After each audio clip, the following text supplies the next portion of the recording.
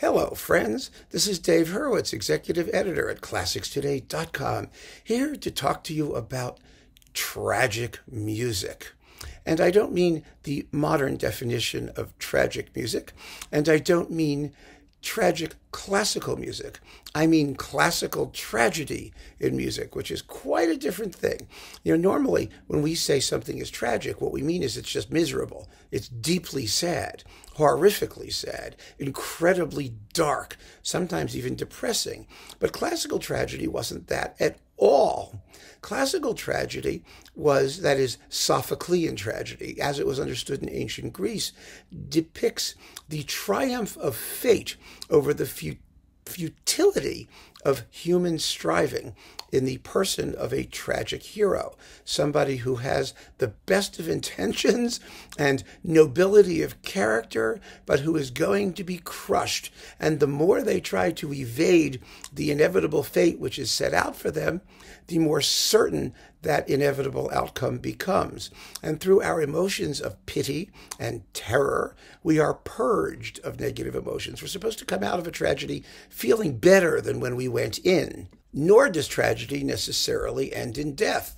The most famous of all the Greek tragedies, Oedipus Rex, the first play anyway, does not end with Oedipus dying. It ends with him blinding himself and being exiled. It's not exactly a happy ending, but he doesn't have to die.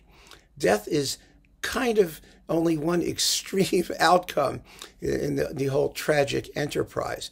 But there are pieces of music that manage to do this, that manage to convey the sense of futile striving against an all-powerful, indifferent fate, a cold, uncaring universe.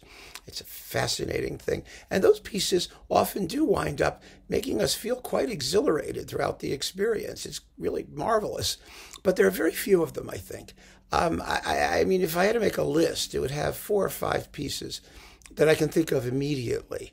There's Brahms' Fourth Symphony, where the inevitability of fate is represented in that final Passacaglia, the concluding movement, which has the repeated bass line, which traps the tragic hero, if you want to call it that, and winds up roaringly triumphant. There is Sebelius' Fourth Symphony, where the idea of fate is built into the harmonic process of the work, the interval of a tritone, that dissonant interval that undermines every attempt that the music makes to achieve some sort of happy breakthrough. There's Mahler's Sixth, which is possibly the greatest of all of the orchestral embodiments of classical tragedy, where you have the fate rhythm and the fate motive, the major chord that turns minor, and which inevitably triumphs over the unbelievably powerful striving in the final movement, which is crushed under the 2 or 3 or 5 or however many there are hammer blows of fate. But the one piece that I think sort of got the ball rolling in the fate department was Mozart's String Quintet in G minor. An amazing, amazing piece of music. And in this piece, the tragedy, the tragic catastrophe happens in the first movement, because this is a classical sonata form, not Greek classical, but music period classical. And the rest of the quintet is a reaction to the tragedy of the first movement. And, so there are many ways in which music can embody the concept of classical tragedy, but I want to talk about how Mozart does it with a whole bunch of musical examples, because it's, first of all, it's just one of the most glorious pieces of music in the universe. And second of all, it's such a fascinating process that Mozart goes through, the journey that Mozart takes us on, and one which is in some ways very atypical of music of the classical period generally, because, we're told that the music of the classical period by the music history people is based on the language of comic opera, of opera buffa in Italian, and so it is. But not why that makes tragedy difficult or what that really means. What it means is that the language of comedy essentially is all about contrast. It's all about extremes of dynamic. It's all about timing. It's all about these very, very changeable and dynamic processes. For example, in a typical sonata movement, the themes or subjects are characters, and over the course of the movement, they're going to undergo various evolutions, transformations, and changes before arriving back, somehow changed by their experiences in the movement. And that's a process. It's an evolutionary process, whereas the very nature of tragedy is sort of opposed to that, because one of the characters, that is fate, is completely immutable. It can't change. It isn't supposed to change, and it's supposed to somehow stifle or prevent the triumphant realization of change, of development, of growth in the other character, the main themes of the movement. So they're not exactly working at the same purpose, and that makes Mozart's achievement, I think, all the more impressive and spectacular in this particular movement. So let's talk about the music a little bit and think about it. The critical factor in achieving tragedy in music is a time factor. Not only is fate immutable, but in order to convey that sense of dread and pity and terror in classical tonality, you're going to have to spend a lot of time in minor keys, right? Because minor keys mean sad music, major keys mean happy music, basically, in the grossest sense. But that's how the language of music evolved during the classical period and from a considerable time before. The problem is that a sonata movement does not remain in any one key for such a great length of time. It changes all the time. And again, that works against the tragic outcome. Later Romantic music was great at doing misery because it did not have the feeling for tonal growth that the classical period had, that Haydn, Mozart, and Beethoven had. It just hangs onto a minor key and just leaves it there until you feel miserable. I mean, that's really what it boils down to. Tragedy, or let's say sadness in music, is very easy to do.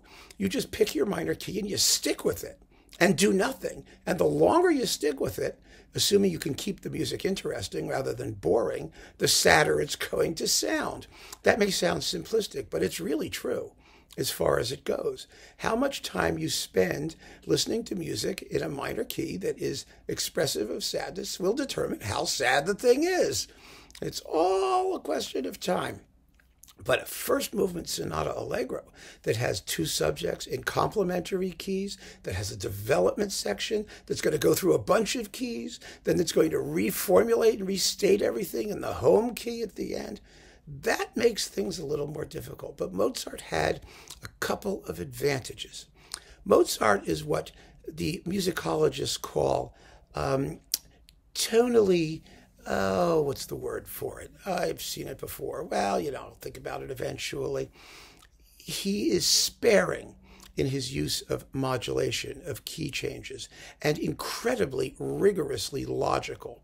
The textbook view of sonata form is that the conclusion, the recapitulation, is going to restate all of the material of the opening of the movement in the home key.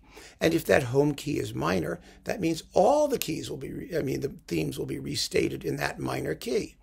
That goes a long way to creating sadness because everything stays in the minor key. Very few composers actually do that. Most composers like to change to the major key to provide a happy ending, or what's considered a more stable, more balanced, more upbeat ending, for a lot of reasons. There's some musical reasons and practical reasons. The practical reasons being that the people who commissioned the music, that is usually the nobility, the upper crust, audiences of the time, they don't want to go away miserable. And so composers traditionally end things in major keys. Even Bach, who's like the king of minor keys. I was listening to the Well-Tempered Clavier driving home from Connecticut this weekend, and if you listen to the minor key preludes and fugues, you find that they may be very desperately sad or creepy, slinky minor key at the beginning, but the last chord is almost always major, and it comes as a surprise. It's like, fabulously churning along in the minor key, and all of a sudden it's like, ta-da, on the very last chord. Some people find that sounds kind of artificial and contrived, but that's how powerful that feeling of major key resolution was in music of our classical tradition. But with Mozart, Mozart is fascinating because usually when he begins in a minor key and he stays there. He stays there in the recapitulation. What was major becomes minor. It happens in the famous G minor symphony, for example. That was his special contribution. The word, tonal economy. That's the word. He's economical in his disposition of keys. He's totally the opposite of someone like Haydn. Because Haydn's all over the place. Haydn loves to change key all the time. He loves sudden, surprising modulations to odd tonal areas and it's constantly throwing out surprises, and you never know what's going to happen next. But Mozart has that inevitability, and that goes a long way to being able to do a convincing impression of fate. The other thing he has going for him in this particular movement that allows him to portray that inevitability is that although it's quite a long movement, if you take all the repeats, it could be, 14, 15 minutes, quite long. He actually has a very, very short development section. I mean, I timed it all out, the performance we're going to listen to. The exposition is about 3 minutes and 20 seconds, and so is the recapitulation. It's about 10 minutes shorter. The development section is 50 seconds, which is practically nothing as compared to everything else in the movement. It's very short, and it's very, very fixated on the tune or the motive, which we will come to identify with fate, as you will hear momentarily.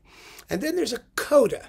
The coda is also 50 seconds. It's as long as the development, which is still rather short, and it is also fixated on the idea, the motive, which comes to represent fate. And so Mozart, by remaining in the home key of G minor, ultimately, and by minimizing excursions to other keys, and by harping on the nature of the fate idea, is able to convey that oppressive, claustrophobic, trapped, crushing concept of the triumph of fate. And he does it phenomenally well. I mean, it really, I think, once you have that in mind, you can follow the movement very easily, and that's what you're going to hear. So let me start talking about the actual sections of the movement. I want to play them bit by bit, and then we're going to put it all together. And you can listen to the whole movement all the way through without repeats. I always leave the repeats out because, you can hear it that way on your own. And that will make this a little bit briefer because it's going to be fairly long with all the musical examples. The performance we're talking about is this fabulous one on the Tacet label, which I have permission to use. It's the Aurin Quartet with Nabucco Imai viola on Tacet, as I said, a fabulous performance and glorious recorded sound, just magnificent. I want to play first the Exposition, which, as I said, is about 3 minutes and 20 seconds. And I am going to indicate to you where the first subject is and where the second subject is, so you will identify the first subject as our hero, who's quite neurotic, you might find, who's very anxious and fidgety, and the second subject, which is fate, or will become fate. It becomes evident that it's fate. So here is the exposition of the G minor string quintet. It has a Kerschel number, Kerschel 516, in case you're curious. Kerschel 516 is the number to keep in mind if you're looking for it.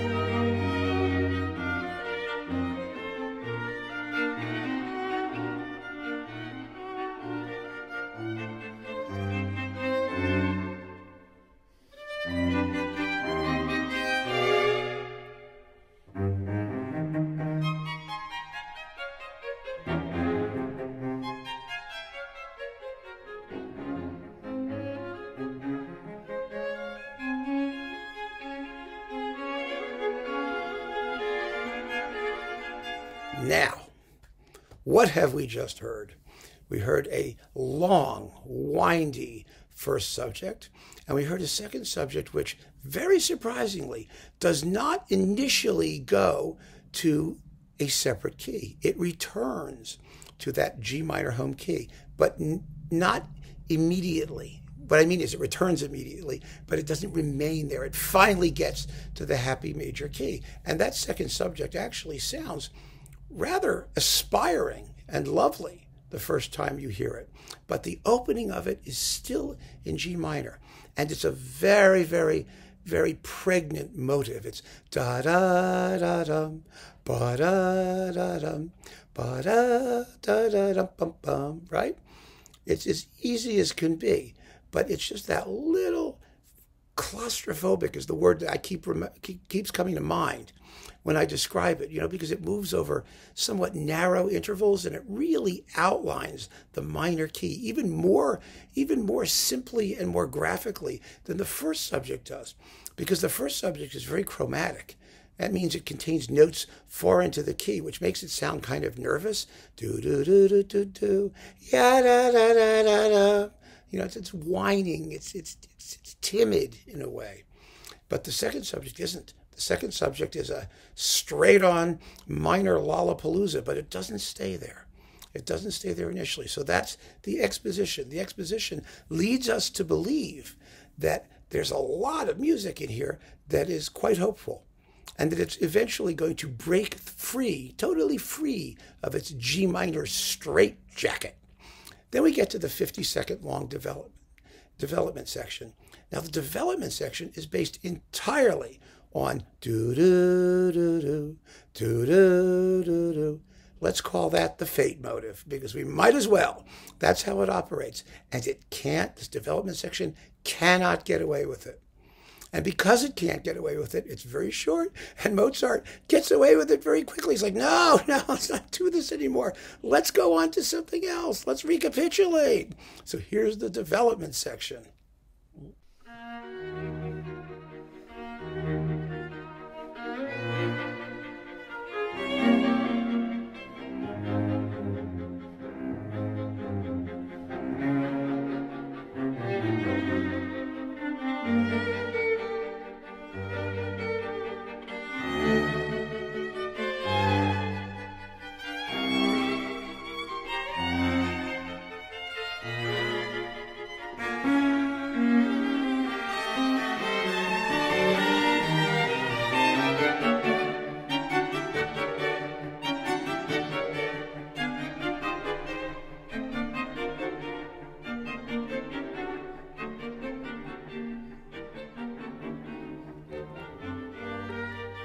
See what I mean? It's just obsessive. It obsessively repeats that fate motive. It does go to different keys briefly, but it always sounds the same. And that's the point. It doesn't develop. It just keeps doing its little obsessive thing until finally there's that middle climax and the music sort of creeps away and starts the recapitulation. Now, the recapitulation is going to stay entirely in G minor, mostly. I mean, again, if I say entirely, people are going to say, someone's going to write it and say, well, technically it goes to D. Basically, that's what it does. Everything that it does is designed to emphasize the primacy of G minor. Sometimes to make a key sound even more potent, you have to make an effort to get away from it, only to be drawn back to it. And that's what this recapitulation does. And you really need to pay attention to that second subject. Let's listen to the recapitulation and see how it shakes out. It sounds so different from the exposition.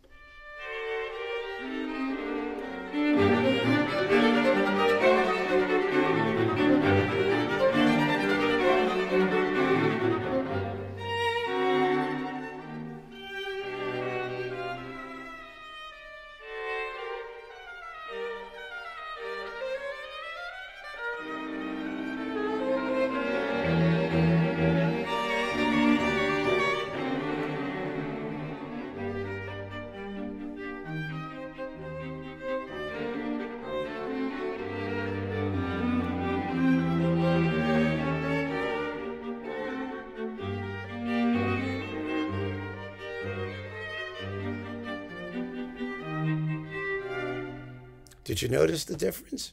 Well, I understand. It's been a little bit since you heard the exposition, and you have to make real-time comparisons in your head, and you may not have heard the music before. And so, in order to make it a little bit easier, I have prepared a comparison which gives you the second subject, the second theme, the fate theme, as it first appears in the exposition, and then after a tiny pause, as it appears in the recapitulation. So you can make a direct comparison, and you can hear how unbelievably more gripping and dark and troubling it's going to sound the second time around.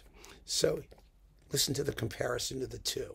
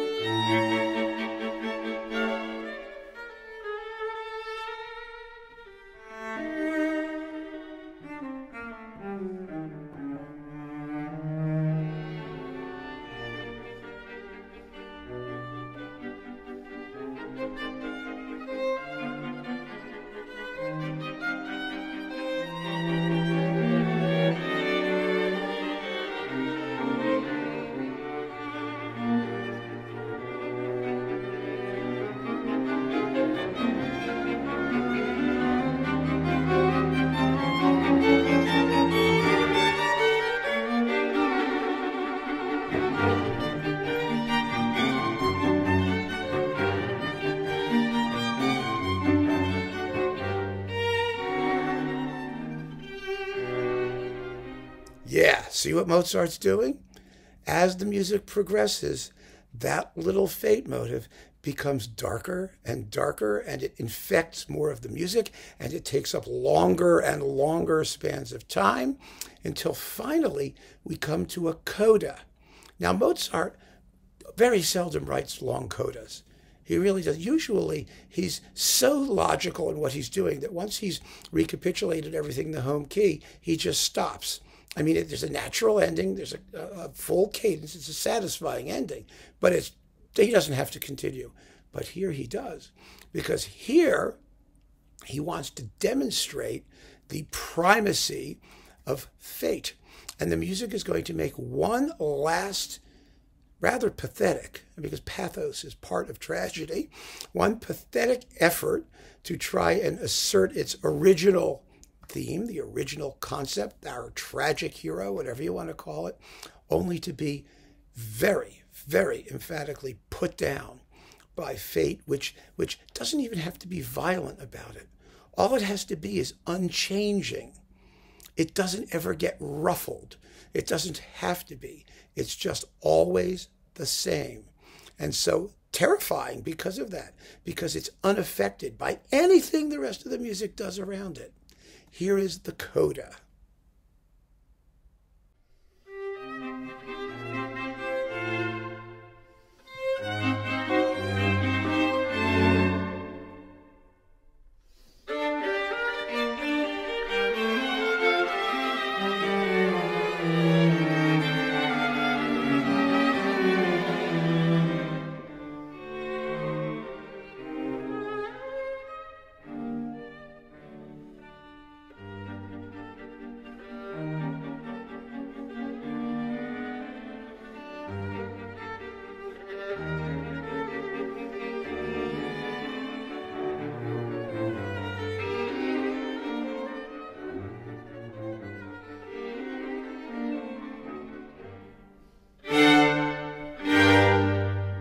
I hope you heard what I was talking about there.